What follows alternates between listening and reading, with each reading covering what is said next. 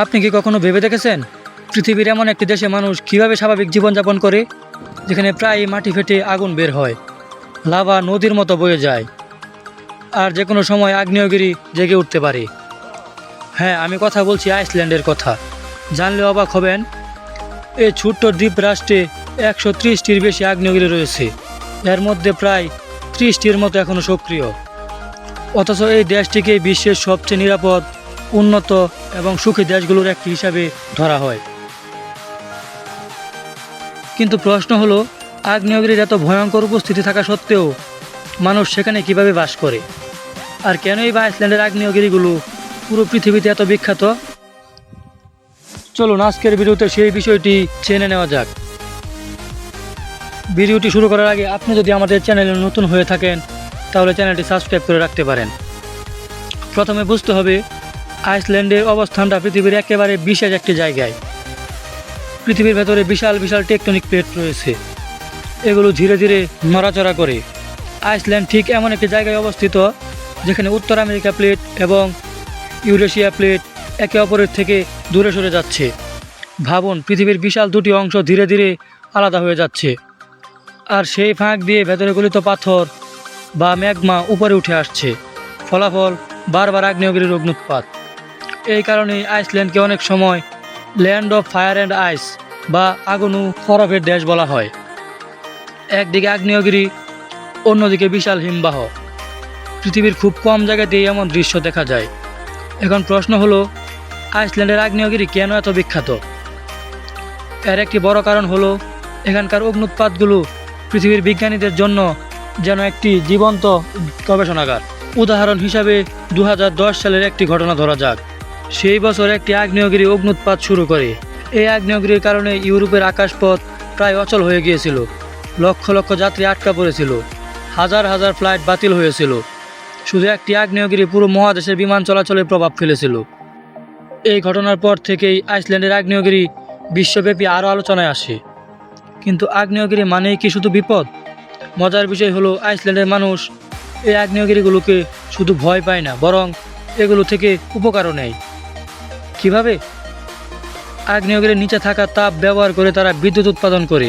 এটিকে বলা হয় জিওথার্মাল এনার্জি। ভাবুন, যেখানে অনেক দেশগুলো কয়লা, তেল বা গ্যাস ব্যবহার করছে, সেখানে আইসল্যান্ডের মানুষ পৃথিবীর ভেতরের তাপ থেকে শক্তি সংগ্রহ করছে। বর্তমানে দেশটির অধিকাংশ ঘরবাড়ি গরম রাখা হয় এই ভূতাপীয় শক্তির সাহায্যে। এমনকি অনেক রাস্তা ও সুইমিং পুলও এই তাপ ব্যবহার করে গরম রাখা হয়। অর্থাৎ যে আগ্নেয়গিরি বিপদের কারণ, সেটি আবার তাদের উন্নয়নের অন্যতম উৎস।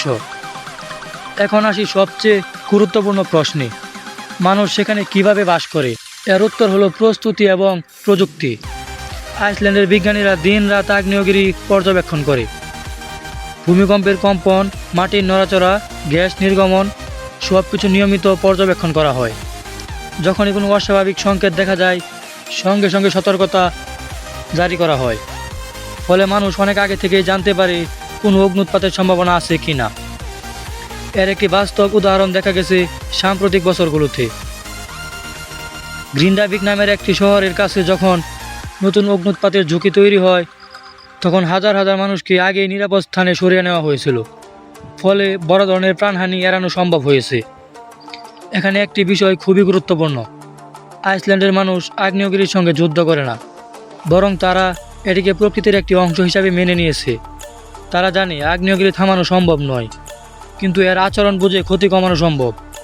আরও অবাক করা বিষয় হলো, আগ্নেয়গিরিগুলো আইসল্যান্ডের পর্যটন শিল্পকে সমৃদ্ধ করেছে। প্রতি বছর লাখ লাখ পর্যটক সেখানে যায় লাভার ক্ষেত, আগ্নেয়গিরির গর্ত, গরম পানির ঝর্ণা এবং ভূতাপীয় এলাকার সৌন্দর্য দেখতে। অর্থাৎ যে শক্তি ধ্বংস করতে পারে, সেই শক্তি আবার অর্থনীতি গড়ে তুলেছে। প্রকৃতির এই দ্বৈত রূপ সত্যিই বিস্ময়কর। তাহলে পুরো বিষয়টি যদি এক লাইনে বলতে হয়, আইসল্যান্ডের আগ্নেয়গিরি বিখ্যাত কারণ দেশটি পৃথিবীর অন্যতম সক্রিয় আগ্নেয়গিরি অঞ্চলে অবস্থিত এবং এখানকার অগ্নুৎপাত বিজ্ঞান, প্রযুক্তি ও পর্যটনের জন্য অত্যন্ত গুরুত্বপূর্ণ। আর মানুষ সেখানে টিকে আছে ভয়কে জয় করে নয়, বরং জ্ঞান, প্রস্তুতি এবং প্রযুক্তির মাধ্যমে প্রকৃতির সঙ্গে সহাবস্থান করে। এটাই আইসল্যান্ডের সবচেয়ে বড় শিক্ষা। প্রকৃতিকে সব সময় হারানো যায় না, কিন্তু তাকে বুঝে তার সঙ্গে মানিয়ে নেওয়া যায়। ভিডিওটি যদি ভালো লেগে থাকে তাহলে লাইক দিতে ভুলবেন না। আর পৃথিবীর আরও অবাক করা দেশ, রহস্যময় স্থান এবং অবিশ্বাস্য প্রাকৃতিক ঘটনাগুলো সম্পর্কে জানতে আমাদের পরবর্তী ভিডিও অবশ্যই দেখুন। তো দেখা হচ্ছে নতুন কোনো ভিডিওতে। ততক্ষণ সবাই ভালো থাকবেন, সুস্থ থাকবেন। আল্লাহ হাফেজ।